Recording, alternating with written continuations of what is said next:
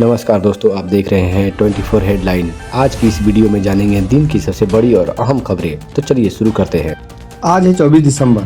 24 दिसंबर को भारत में मुख्य रूप से राष्ट्रीय उपभोक्ता दिवस मनाया जाता है, क्योंकि इसी दिन 1986 में उपभोक्ता संरक्षण अधिनियम को राष्ट्रपति मंजूरी मिली थी, जो उपभोक्ताओं के अधिकारों और कर्तव्यों के बारे में जागरूकता बढ़ाने के लिए महत्वपूर्ण है।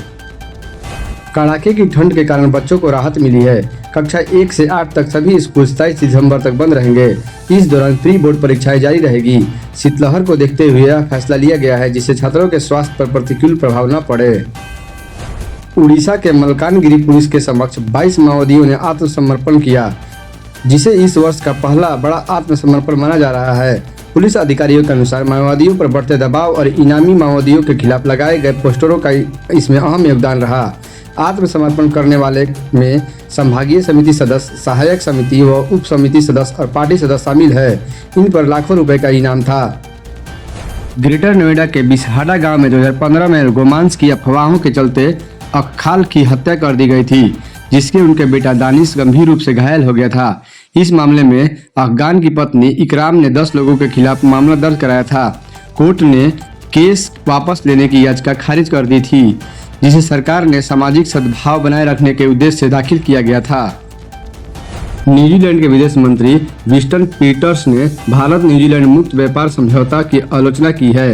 उन्होंने इसे न्यूजीलैंड के लिए बुरा सौदा बताया है, क्योंकि भारत ने डेयरी उत्पादों पर टैरिफ कम करने पर सहमति नहीं जताई। पीटर्स ने आवर्जन संबंधी रियायतों पर भी चिंता जताई और कहा कि उनकी पार्टी इस समझौते का संसद में विरोध करेगी। हालांकि उन्होंने भारत के साथ संबंधों को मजबूत करने की प्रतिबद्धता जताई है।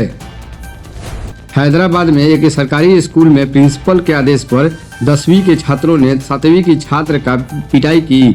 साइकिल स्टैंड पर साइकिल के पुर्जों की चोरी और टायरों की हवा निकालने को लेकर विवाद हुआ था।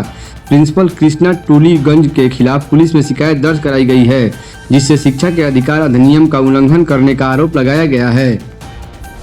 डोनाल्ड ट्रंप के अवैध प्रवासियों को लेकर एक विवादास्पद प्रस्ताव रखा है। उन्होंने कहा है कि अगर अवैध प्रवासी अमेरिका छोड़ देते हैं तो उन्हें $3000 दिए जाएंगे। ट्रंप का यह प्रस्ताव क्रिसमस के मौके पर आया है और इसने अप्रवासन नीति पर फिर से बहर छेड़ दी है।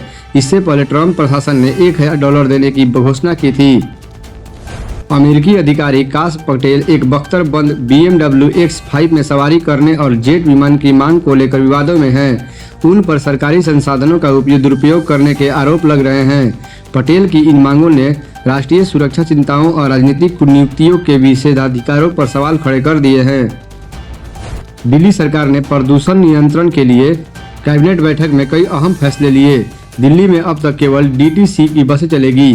क्लस्टर या DIMTS जैसी निजी व्यवस्था समाप्त होगी। रैप 4 प्रतिबंध हटाने के बाद भी नो PUC नो फ्यूल नियम अस्थायी रूप से लागू रहेगा। इसके बिना प्रदूषण प्रमाण पत्र वाले वाहनों को ईंधन नहीं मिलेगी। मंत्री मनजिंदर सिंह सिरसा ने बताया कि ये कदम प्रदूषण नियंत्रण में मदद करेंगे। उत्तर प्रदेश के मुख्यमंत्री योगी आदित्यनाथ ने कहा कि किसान जब ऊर्जा का प्रवाह करता है तो धरती सोना उगलती है। उन्होंने किसान को ट्रैक्टर की चाबी दी और सरकार द्वारा किसानों के कल्याण के लिए चलाई जा रही योजनाओं के बारे में बताया।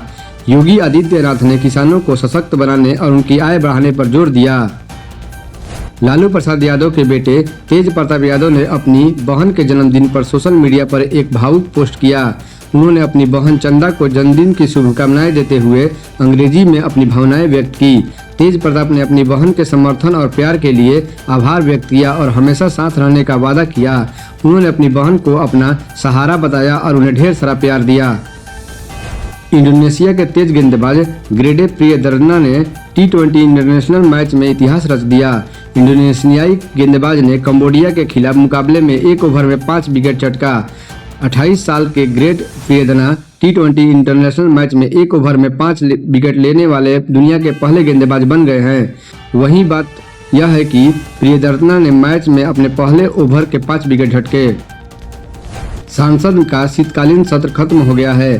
संसद के शांति विधेयक 2025 पास हो गया, जिसका लक्ष्य 2047 तक 1000 गीगावाट परमाणु ऊर्जा पैदा करना है। भारत परमाणु ऊर्जा के मामले में पीछे क्यों है, इसकी वजह यह है कि यह क्षेत्र दशकों तक सरकार के नियंत्रण में रहा। इस बिल से निजी क्षेत्र की भागीदारी बढ़ेगी, जिससे भारत की ऊर्जा जरूरतें पूरी होगी और प्रदूषण कम होगा। उत्तर प्रदेश की डिफेंस कैपिटल बनाने की राह पर है, जिसमें लखनऊ ब्रह्मोस सुपरसोनिक मिसाइल का केंद्र बन रहा है। 2018 में शुरू हुई इस परियोजना के तहत लखनऊ में 200 एकड़ जमीन पर ब्रह्मोस एयरोस्पेस क्रूज मिसाइल का काम तेजी से चल रहा है।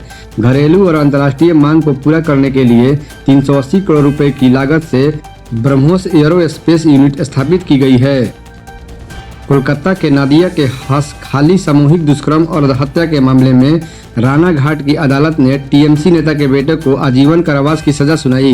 अदालत ने ब्रज गयाली के साथ प्रभाकर पोद्दार और रंजीत मलिक को भी आमरण उम्रकैद की सजा सुनाई है, जिसका अर्थ है कि उन्हें अपना शेष जीवन जेल में बिताना होगा।